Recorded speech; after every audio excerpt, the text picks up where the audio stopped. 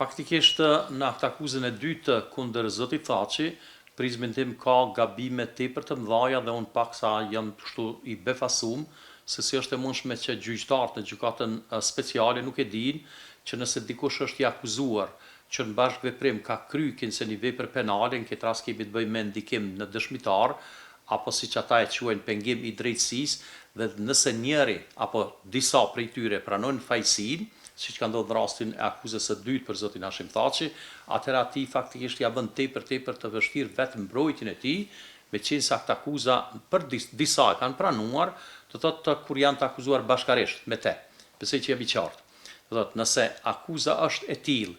që se Hashim Thaçi me të tjerë ka tentu që të ndikoj tek dëshmitar të caktuar dhe disa prej të bashkakuzuarve e kanë pranu fajsin, atëherë zoti Thaçi ja kanë vështërsu tepër shumë mbrojtjen për aktakuzën e dytë për të flas, dhe pastaj në prizmin tim aktakuza e dytë jo në mënyrë direkte, por në mënyrë indirekte ka faktikisht ndikim edhe në aktakuzën e parë, që i bie që pak a shumë ja vështërson mbrojtjen në të dy aktakuzat, sepse gjyqtarët janë të obliguar që aktgjykimin ta nxjerrin në bazë të provave, mirë po ata kanë të drejtë, do thotë që kanë edhe një lloj vlerësimi të lirë, po gjithçka duhet të jetë e bazuar në prova. Jo, vetëm zoti Hashim Thaçi i vështirësohet pak mbrojtja për shkak se këta e kanë pranuar fajësinë që me tek kanë tentuar me ndiku tek dëshmitar të caktuar në rastin e parë, do thotë në aktakuzën e parë që fatkeqësisht është për krime lufte dhe krime kundër njerëzimit. Ajo sa e di unë, do thotë mundet me qenë dënimi deri në 10 vjet burg, për shkak ndikimit në dëshmitar, mirë po kjo është çështje pak a shumë relative, se ne besojmë që po shpresojmë që nuk kanë prova të caktuara, mirë po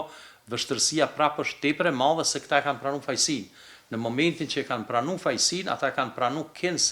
të ndikuar nga zoti Hashim Thaçi, kanë tentuar që të ndikojnë në dëshmitar, për këtë arsye për herë të tretë po them që ja vështërsojnë pak a shumë mbrojtjen e tij, për shkak se të tjerët e kanë pranuar fajësinë në raport edhe me te. Nëse kishin qenë ata të akuzum me aktakuza të veçanta, pa marrë parasysh që e pranojnë fajësinë apo jo, atëherë është çështje e tyre. Po kur je i bashkakuzuar me diken, atëherë personi të dytë ja vështërson mbrojtjen. Për thënë edhe paksa më thjesht, ka qenë rasti i thesarit. Do thotë ajo që ka qenë për 2.1 milion euro, që janë vjedh faktikisht, janë keq përdor para disa viteve, dhe kam qenë në sallë të gjykimit duke përfaqësuar një palë tjetër të dëmtuar faktikisht, i cili nuk ka qenë direkt i akuzuar, por ka pas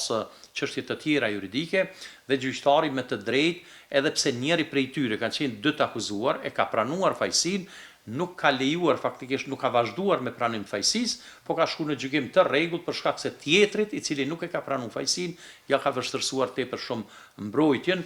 dhe kështu ka vepruar gjykata themelore në Prishtinë, dhe kështu do duhet vepronte edhe gjykata speciale në Hall, që mos lejonte pranimin e fajësisë së disave, për shkak se po ja vështërsojnë mbrojtjen personit kryesor, që në këtë rast është zoti Thaçi.